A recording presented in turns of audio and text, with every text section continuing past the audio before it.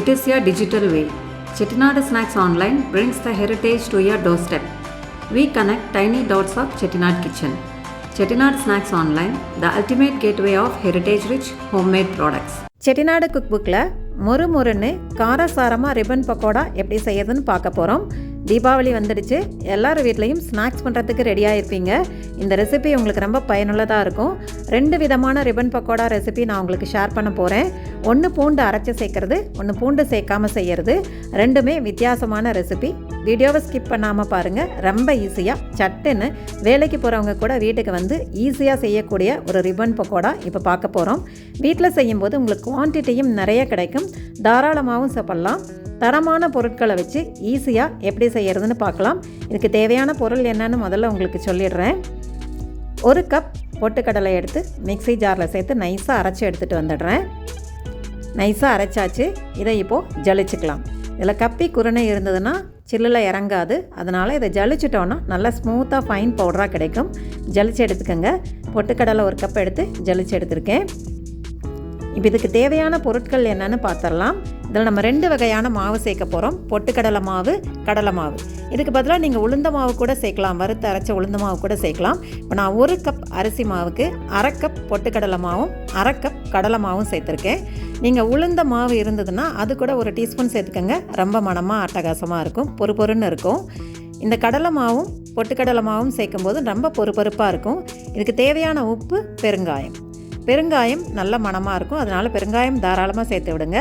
உப்பு சேர்த்துட்டேன். இதுக்கு 1 ஹீப் டீஸ்பூன் மிளகாய் பொடி சேர்க்குறேன். நல்லா காரசாரமாக இருக்கும், அதனால் 1 ஹீப் டீஸ்பூன் சேர்த்துக்கோங்க. பிளெயின் ரெட் சில்லி பவுடர் தான் சேர்த்துருக்கேன். நல்லா கலந்து விட்டுருங்க. இது எல்லாம் ட்ரை பவுடர்ஸ் எல்லாத்தையும் நல்லா கலந்துட்டு நல்லா சூடாக இருக்கிற எண்ணெயில் 1 கரண்டி எண்ணெய் சேர்த்து நல்லா கலந்து விட்டுடலாம். 1 கரண்டி எண்ணெய் சேர்த்து நல்லா கலந்து விடும்போது நல்லா கடுகடுன்னு இல்லாமல் பொறுன்னு நல்லா கிடைக்கும். அதுக்காக 1 கரண்டி சூடான எண்ணெய் சேர்த்துக்கலாம். வெண்ணெய் சேர்க்குறதுனாலும் சேர்த்துக்கலாம், பட் நான் எண்ணெய் சேர்த்தா ஈஸியாக மிக்ஸ் ஆகிடும். அதனால் 1 கரண்டி சூடான எண்ணெய் சேர்த்துட்டு கலந்து விட்டுருங்க. கொஞ்சமாக தண்ணி சேர்த்து நல்லா சப்பாத்தி மாவு பிசைகிற மாதிரி ஸ்மூத்தாக பிசைஞ்சு எடுத்துக்கோங்க.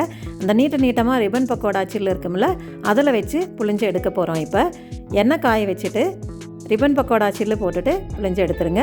சட்டுன்னு ஈஸியாக ரெடி பண்ணியாச்சு. நீ அடுத்த ரெசிபி நம்ம பூண்டு அரைச்சி சேர்க்குறது பார்க்க போகிறோம். அதுக்கு பூண்டு ஜீரகம் எடுத்து அரைச்சி வச்சுருக்கேன். உங்களுக்கு தேவையான அளவு பூண்டு ஒரு 5-6 பல் எடுத்து ஜீரகமாக அரைச்சிக்கோங்க.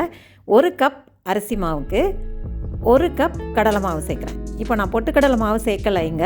1 கப் அரிசி மாவுக்கு 1 கப் கடலை மாவு சேர்த்துருக்கேன். இல்லை அரிசி மாவு ஃப்ளேவர் ஜாஸ்தி வேணும் அப்படின்னு சொன்னாக்க 1 கப் அரிசி மாவுக்கு 3/4 கப் கடலை மாவு சேர்த்துட்டு உப்பு, பெருங்காயம், உளுந்த மாவு கூட சேர்த்துக்கலாம் கொஞ்சோண்டு வேணும்னா.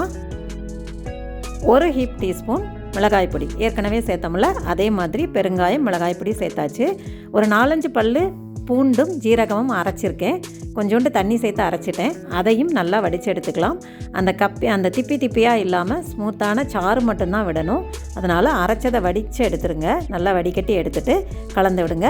கலந்து விட்டுட்டு இதுக்கும் 1 மாவு கரண்டி, இட்லி மாவு கரண்டி இருக்கு இல்லையா, அந்த கரண்டிக்கு 1 கரண்டி எண்ணெய் இதுக்கும் சேர்க்கணும். எண்ணெய் சேர்த்தா பொறுன்னு வரும், அதனால் எண்ணெய் சேர்த்து நல்லா பிசைஞ்சு விட்டுருங்க. கொஞ்சமாக தண்ணி சேர்த்து இதையும் ஸ்மூத்தாக பிசைஞ்சிக்கலாம்.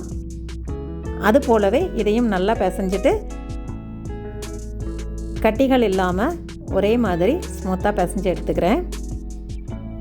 இது நல்லா பிசைஞ்சிட்டோன்னா செய்கிறது ரொம்பவே ஈஸிங்க. ரிப்பன் பக்கோடா எவ்வளோ ஈஸியாக செஞ்சிடலாம் பார்த்தீங்களா. அதனால் ரிப்பன் பக்கோடா குவான்டிட்டியும் வீட்டில் செய்யும்போது நிறைய கிடைக்கும். தரமான பொருட்களை வச்சு ஈஸியாக செஞ்சிடலாம். மாவு ரெடி ஆகிடுச்சு. எண்ணெய் காய வச்சுருக்கேன். இப்போது இந்த சில்லு போட்டிருக்கேன். நீட்டமாக இருக்கும்ல, ரிப்பன் பக்கோடா சில்லு சொல்லுவோம்ல, இதுக்கு என்னோடது கொஞ்சம் நீட்டமாக இருக்குது அதிகமாக. உங்களது எப்படி இருக்கோ அது மாதிரி சேர்த்துக்கோங்க. இந்த கட்டையில் வச்சு புழிஞ்சு எடுத்துடலாம். இந்த கட்டை உங்களுக்கு செட்டிநாடு ஸ்நாக்ஸ் ஆன்லைன்லேயும் டீ கூட்டில் இந்த மாதிரி ரிப்பன் பக்கோடா சில்லு போட்ட கட்டை கிடைக்கும், வாங்கிக்கலாம். இப்போ நான் உங்களுக்கு ஸ்டெயின்லெஸ் ஸ்டீல் ப்ரெஸ்ஸில் வச்சு செஞ்சு காமிக்கிறேன். ரொம்ப ஈஸியாக இந்த 2 ரெசிபியும் செஞ்சிடலாங்க. எண்ணெய் எப்பயுமே அளவாக காய வச்சுக்கோங்க. இது நம்ம பூண்டு, ஜீரகம் அதெல்லாம் ஃப்ளேவர்டாக செய்கிறதுனால அந்த எண்ணெயில் அந்த ஸ்மெல்லு சார்ந்துடும், ரீயூஸ் பண்ண முடியாது. அதனால் அளவளவாக எண்ணெய் காய வச்சு புழிஞ்சு எடுத்துக்கோங்க. தேவைப்படும் போது திரும்ப எண்ணெய் சேர்த்து காய வச்சுட்டு கூட செஞ்சுக்கலாம். நிறைய சேர்த்துட்டோன்னா ரீயூஸ் பண்ணாமல் வேஸ்ட்டாக போயிடும். அதனால் அளவாக எண்ணெய் வச்சு நான் செஞ்சுருக்கேன். நல்ல மொறுமொறுன்னு காரசாரமாக அட்டகாசமான ரிப்பன் பக்கோடா பார்த்துட்டோம். நம்ம ரெடி ஆகிடுச்சு. இந்த 2 ரெசிபியுமே உங்களுக்கு பயனுள்ளதாக இருக்கும்னு நினைக்கிறேன். தீபாவளிக்கு இதை செஞ்சு பாருங்கள். செஞ்சு பார்த்துட்டு எப்படி இருந்ததுன்னு நம்ம கமெண்ட் பாக்ஸில் சொல்லுங்கள்.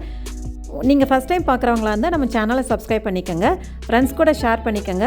தேங்க்ஸ் ஃபார் வாட்சிங். சுவையை ரசிக்கலாம் வாங்க.